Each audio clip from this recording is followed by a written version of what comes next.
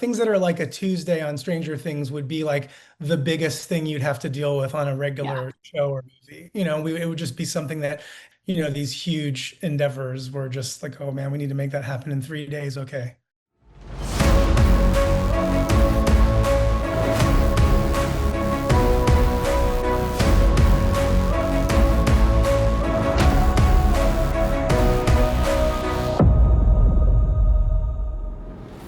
Welcome to Inside the Set with Set Decor, a series that focuses on the design and decor of the stories that excite us and ignite our imagination, where we discuss the collaboration between set decorators and production designers and hear first-hand accounts of how these works of art came to be, from their inception, ideas on a page, to completion, when we get to sit in the dark and experience them collectively. Welcome to Inside the Set with Set Decor. I'm Helena Civilep, SDSA, and today I'm so excited to welcome set decorator Jess Royal and production designer Chris Trujillo. We're going to discuss their extraordinary work on the final season of Netflix Stranger Things, the globally celebrated phenomenon that blends supernatural terror, 1980s nostalgia, and emotional storytelling into one of television's most visually iconic shows. Jess and Chris, thank you so much for joining me. I feel like there's so much that we can dive into regarding your sets, but I first want to get a little backstory into your journey of how you started this show. Um, and I think both of you have been on since the beginning. So just tell me about when you first heard the project, what were your thoughts? And did you have any idea that the show would go where it went? I mean, I can let Chris speak to this as well, but we'd worked together for a while before Stranger Things. And so we both kept saying, one day we're going to get our big break and someone's going to see something we do and it's going to be awesome. So I think Chris felt the same way when we read the pilot, that this could be something amazing. So it started off very small, of course, and we were young. And I don't know if Netflix completely trusted us, but they gave us a chance and we just had a blast doing it and it grew from there. Jess was gracious enough to join me on a really tiny kind of passion project when we were both kind of just getting started, and I was just starting to production design, and she had just decorated a few projects, and we kind of got caught wind of each other, and I had her recommended to me, and she was willing to come down to West Virginia and like grind out a tiny indie movie with me, and immediately we kind of had this creative rapport, and we both had similar will to kill ourselves for the project and for the process. So Jess and I did several of these, we enjoyed working together. We were both kind of like clawing our way into the business, and then, after several years of doing that, I got this opportunity. And Jess was, of course, the first person I called, and it was actually really serendipitous because Jess was in Atlanta, and we were looking at Atlanta. So she actually was the person who connected me with Tony Holly, who became our locations manager down there. And so she was like with me from the jump. Jess was like picking the earliest locations before season one was even, officially a go in Atlanta. So I mean, really, from the very beginning, Jess was like, kind of guiding the creative process. I think you guys did get a hit. And I know it's been 5 years working on the show. And I'm sure you've had a process through all of that. Can you tell me a little bit about what process you went through on this season and this episode? Was there a different way you tackled the beast, to say? It was actually more than 10 years, right, Jess? Yeah, 10 years, So 5 seasons, but it spanned COVID, it spans the yeah, writer's strike. it So was like yeah. the better part of 10 years, really. And probably the better part of 7 of those years was just working on Stranger Things. So anyway. I mean, this is where it's hard for me because it gets this season for me was very different. Because it was there, yes, of course, there were always good opportunities for set deck and it had that life layer and inside the houses and everything, but there was so much that was VFX and so much that was big, set extensions and stuff. A lot of sculpted things out of foam, in the pane tree that Vecna had the kids stored in. So there's a lot that wasn't as set deck focused as other seasons, but I tried to make the most out of the sets that I could really, pick great wallpaper bedspreads, all the good, fun, pop culture references we've always liked. But Chris was on earlier than I was this season. Usually we all started together, like the art director and I and Chris would kind of start scouting, start coming up with ideas.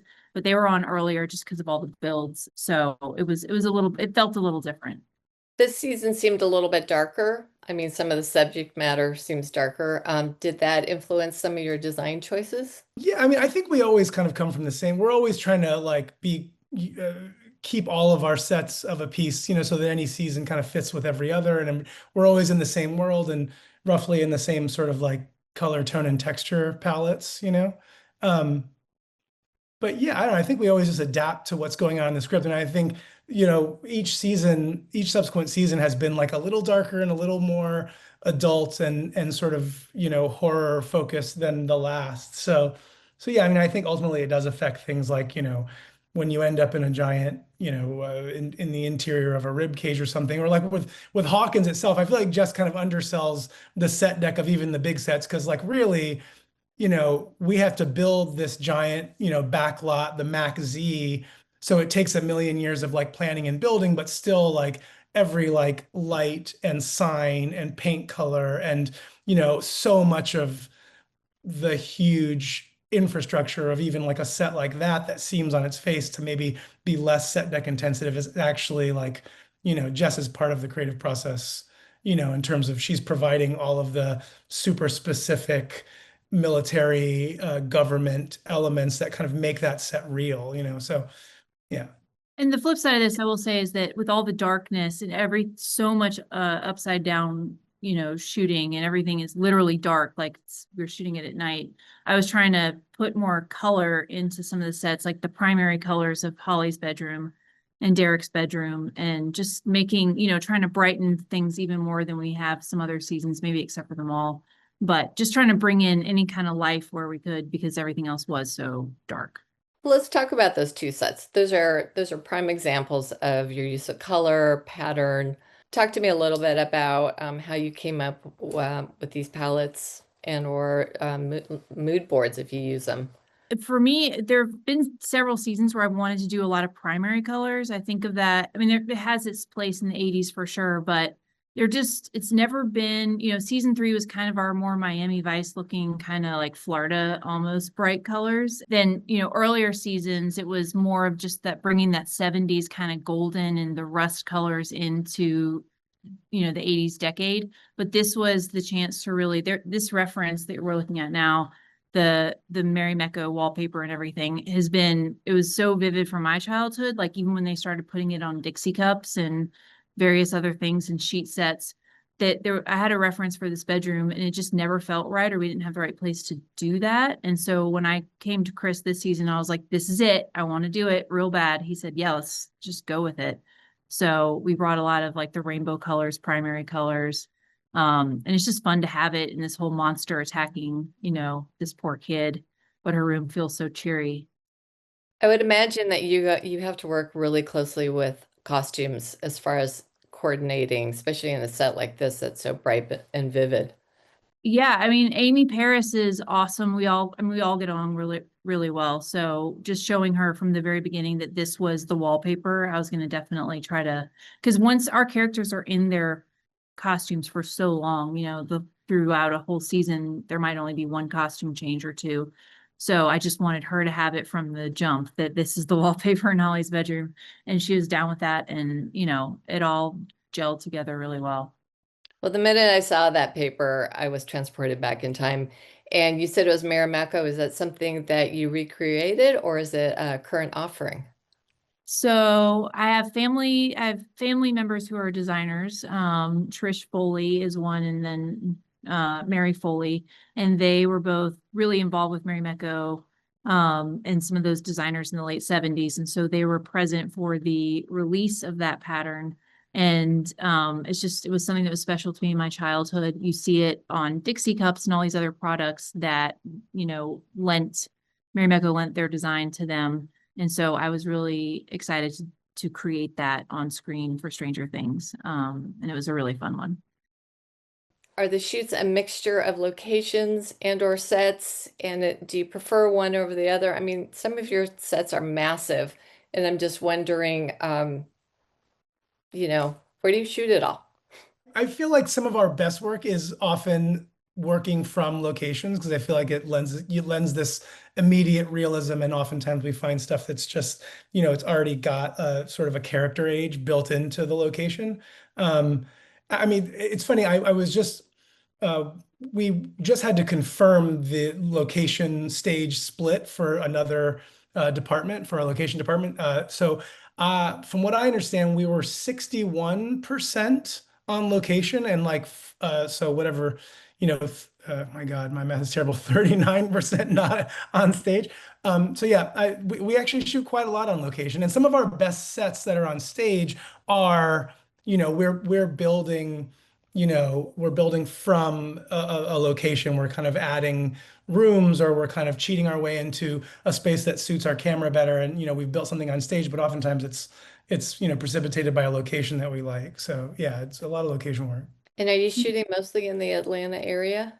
This season we were, yes. I mean, like season 4, I think is some of the best, has some of the best examples of builds that we created that were almost indistinguishable from the location, because we were shooting in Lithuania, and then we copied a lot of that Soviet prison work on stage and just built it like bigger, expanded, added sets that we needed for our purposes. And it's really, we got a lot of the texture inspiration and stuff from the Soviet look in Lithuania, but it was really fun kind of creating that. And we were just all over the world in season 4. Season 5 was really pretty much Atlanta. And then our furthest locations out of Atlanta, we have Rome, Georgia, which is our Creel House location, which is like an hour and a half away.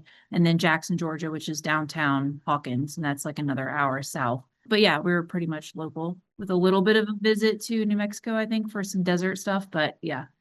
Do you guys both have small armies in order to be able to tackle the challenge of working on such remote locations? I don't even know what our like working sort of like base crew numbers are, but it was exponentially increased every season as like demands got greater. And when we would be shooting like multiple units, on any given day, and all on all different places, and just moving around endlessly. So yeah, our departments are huge. I mean, I feel like it's the end of an era now, working on other things after Stranger Things. Everything is shrinking down and trying to like button up the budget, but it was fun, at least while it lasted, and season 5 was no exception.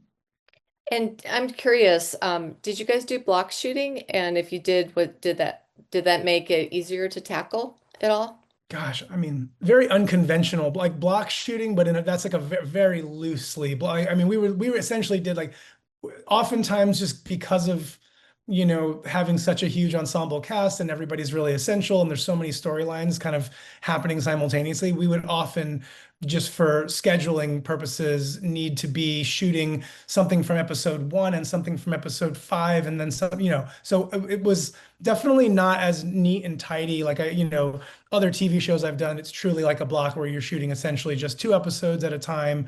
But in our case, it was almost like there were times where we'd be shooting pieces from like across the season just because of scheduling efficiency. And then things like the laundry room, which is one I forgot to, we're building this whole laundry room from scratch on location. So it's just the logistics of getting huge washing machines and dryers in place. And then the specifics of exactly where the casts were hiding and who can fit behind what machine. And then, so all that is complicated, but then you're also blowing up a machine in the middle of the shooting day, basically. So we had to turn it all over really quickly, with debris and fire, and just all the remnants of that explosion was a complicated process, but we had to do it in like 2 hours and it worked out. So Things that are like a Tuesday on Stranger Things would be like the biggest thing you'd have to deal with on a regular show or movie. It would just be something that it was just a matter of course at some point on the show where, these huge endeavors were just like, oh man, we need to make that happen in 3 days. Okay. Based on that, what were some of your favorite sets? Did you guys have a favorite? I don't want to speak for Chris, but I mean, I love Holly's bedroom and Derek's bedroom and stuff, but I think the radio station was our best sort of ensemble exterior that we built, interior on stage. The tower that kind of was a part of it as well. All of that, the basement was it all came together really well. It made sense and it was an important story point. All the texture and layers and the albums that kind of made up the walls I think it was pretty great and pretty fun to do. Yeah, I agree completely. I mean, this for me was this was the set that was like this is Stranger Things. This is like the show that we set out to design season one, almost more than anything else. This was my favorite set for sure. Just from inside and out is really a great one. And I think another good example of where, it just serendipitously, how I had put together a lookbook, and one of the images was a radio station that the Duffer Brothers, it turned out, had grown up driving by and had actually been inspired by, and we were able to go there and have a look at it and kind of measure it out just to take our sort of architectural inspiration from it. And that in itself was like this really this awesome serendipitous thing that kind of made us all feel like, oh, this must be this is the right set to build and design and decorate. So yeah, and it has the vibe. This more than anything for me has the classic Stranger Things, the gangs hang out where the plans are made and like, important sort of plot turns take place. It's a good one. Yeah, and pulling that 70s kind of color palette and stuff and some of the furniture into our 80s era and how it all kind of melts together is very Stranger Things. And just the fun doing the bumper stickers and trying to find vintage ones that were really great. It's just fun. And then all the music that we chose to do photos of bands, album covers and stuff that we had framed on the walls. It was just like a little piece of all of us was kind of put into this. And it's also good opportunities for characters like Steve to do his goofy routine with the microphone and all the sound effects. And it was a good showcase for everything. So much work too. I mean, I feel like Yeah. that what's going on in that DJ booth like required so much like planning and research and consulting with a vintage radio transmission tech. And I mean, it was like incredible amount of work to make that just feel natural and be as kind of cool and believable as it is. Yeah, I love the way they shot it too, from the outside and the inside. I thought that was really clever. Looks great.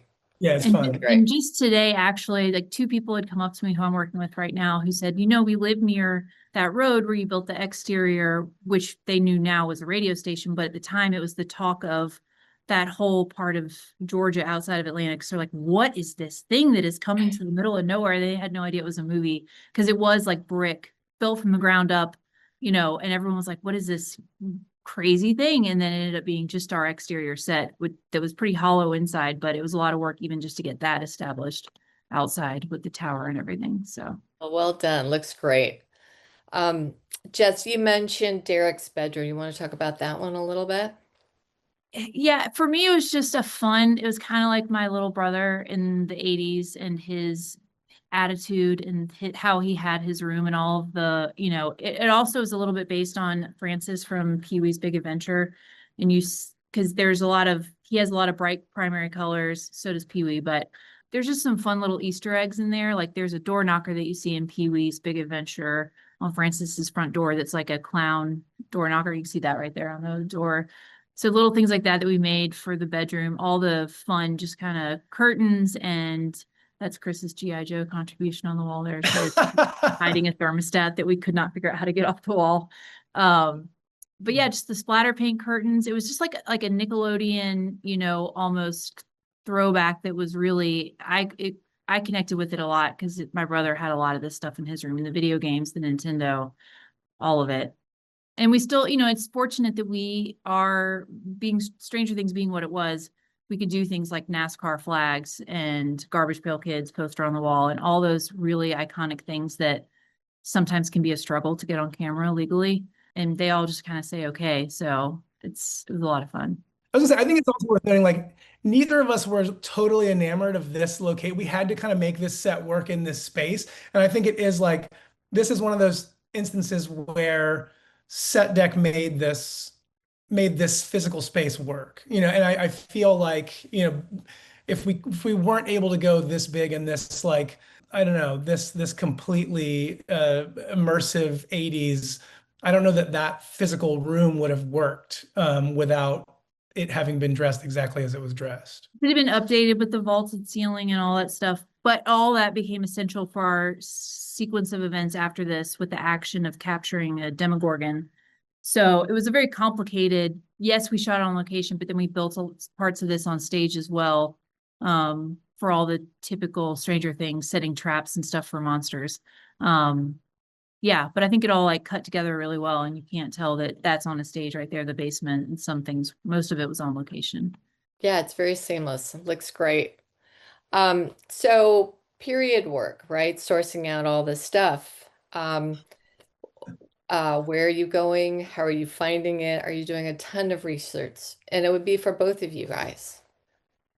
I mean, I really have to concede to Jess on all that because she is the sort of the one who keeps us honest and does all the ultimately fastidious searching and researching and finding all of the stuff that we use. Yeah, I do. I am a stickler for a lot of things for sure. And I like doing it. I know there are like prop houses in Atlanta. Atlanta was a big film town while we were doing this. So there were resources I could have gone to if I was feeling lazy, but fortunately I was not. And so we would just do it the hard way and go to estate sales and sort through every single item. And I would not let anything in our lockup that was not, of the era. No sort of 1991, oh, we can get away with it. No way, Jose. Like we were doing all the period stuff. So a lot of estate sales for the military stuff. It was a lot of government auctions, like military installations that were liquidating things, and just buy it all and ship it from wherever in the country.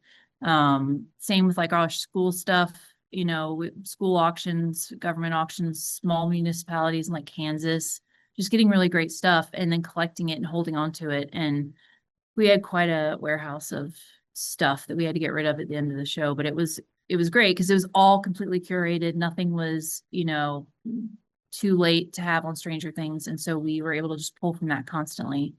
We made use of a lot of it. So yeah. I just want to know where you liquidated all the military stuff. Like who Good. took There's a guy and he took it, and I tried to get something back from him recently and he wanted like 4 times what I paid for it. So, it's a very frustrating thing now to still be working in Atlanta sometimes and see stuff that you worked hard to acquire and then it's a fortune to use again. But That process, that I can't remember who it was, but that military, that surplus like dealer that we dealt with, that was one of the craziest like places to shop. Just this giant oh yeah. scrapyard essentially full of old military vehicles and like, I mean, it was just wild. Did each of you have a set that was a real challenge to design and create? I mean, I'll let Chris speak to this, but a lot of those, the harder ones, the ones that I thought were pretty cool were ones I didn't have a ton to do, like the melting Hawkins lab. They did so many tests, so many, carved foam tests of what it looked like melting, what that color transition was going to be. It was fun for me to watch, but I was giving them desks to kind of like sculpt and make look like they were melting, but that's about the limit of my involvement. So In that case, that was already a world that, we had designed and decorated seasons before. So it was really just a matter of like, how are we now going to turn this into this surreal, melted, supernatural environment, So that was that I mean, the whole season was a challenge for me because it was a lot of, we had a sculpture department like nothing we'd ever seen before. And it was, we had this constant, carving of foams and testing of materials to figure out all these organic, physical set pieces. I mean, it was really only difficult from a logistical, well, I shouldn't say that. It was very creatively difficult. We had an incredible sculpture team. Our scenic team's amazing. But I mean, in terms of, the decorating of that stuff, like it's kind of like you had already had that stuff all figured out, decorating, decor wise. and probably the next hardest one was just because it's like the trope of like a mad scientist lab, but the upside down military base that Linda Hamilton's character was overseeing. It was just hard for me to wrap my head. I like things to be grounded in some sort of like, okay, this is science, this is what we're doing, this is what we're studying, this substance does this. And it was hard. It was just sort of felt like at the last minute a little bit pushed to get all the breakaway stuff they wanted for fights. So like I'm cramming these things in there, and I didn't have a very good understanding of what was happening. And just some of the light, this is where I get frustrated with like today's film, the way that people light sets and everything. Season 1 and even season 2, even season 3 with the mall, I was able to kind of have some control over doing it the hard way, doing it the like traditional incandescent bulbs, real neon lighting, And then as season 4 and 5, things just got a lot more LED just for efficiency and flexibility, which it usually looks pretty good after and in post and everything. But I felt like in things like that lab, there's just a lot of like, it looks like a little bit of a music video at times. And so it's always a little bit frustrating. Wasn't my proudest moment, but But I mean, I've got to say, I think that set's excellent. I mean, set aside from how, from anything other than I think the set deck and the build, I think, I was super happy with all of we were able to blend a lot of real world scientific equipment together and sort of, and we were able to accommodate these fantastical supernatural science that they were doing.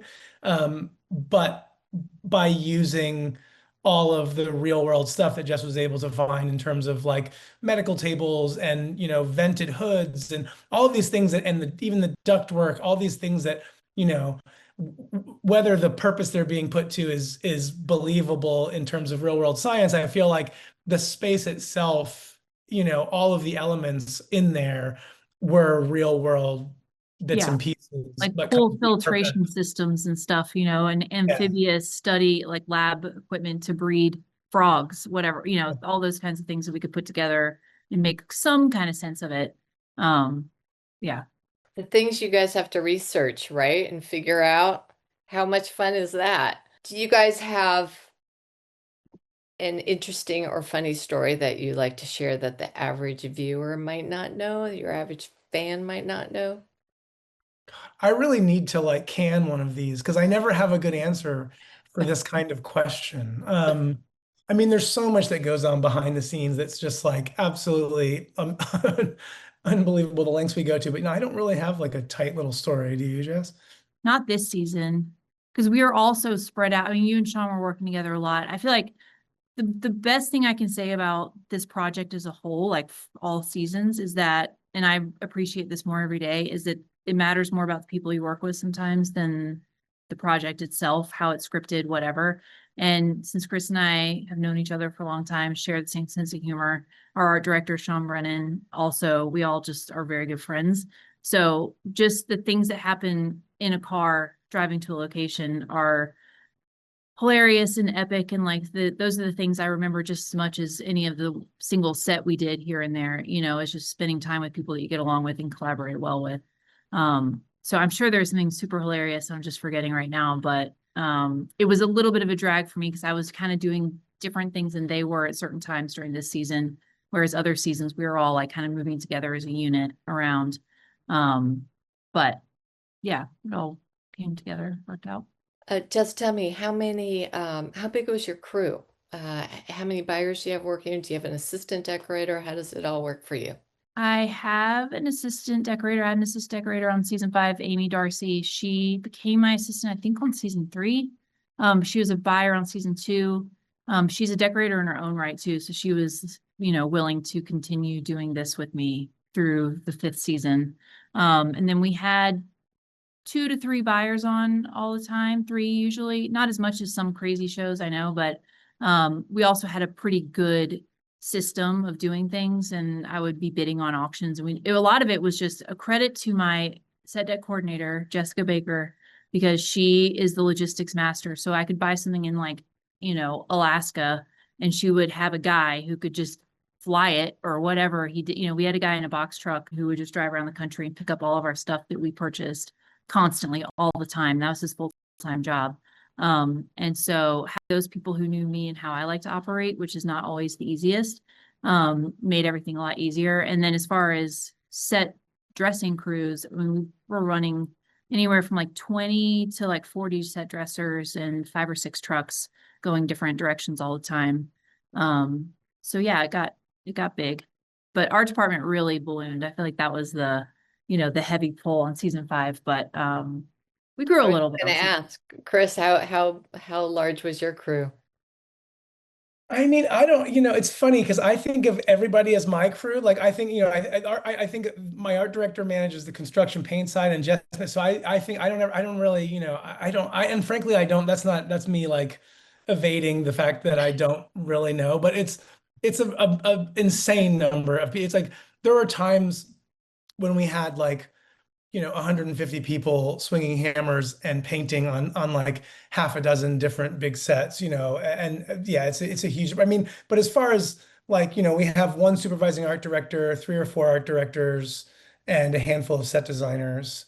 It's quite a bit. It's definitely bigger than anything else I've done. It never feels that huge, because I think everyone is all over the place doing different things. So it's not like we have an army of people at one place. But yeah, I think when you factor all of those people in all those different locations, it's a lot. It's a huge group.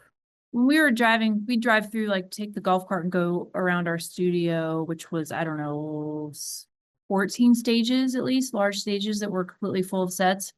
And it's just like, it just never ends. And it's like, wow, it's exhausting just driving through all of it. And like, we did all this within, a relatively short amount of time. And it's impressive. Yeah. Anything else you guys would like to add about this season?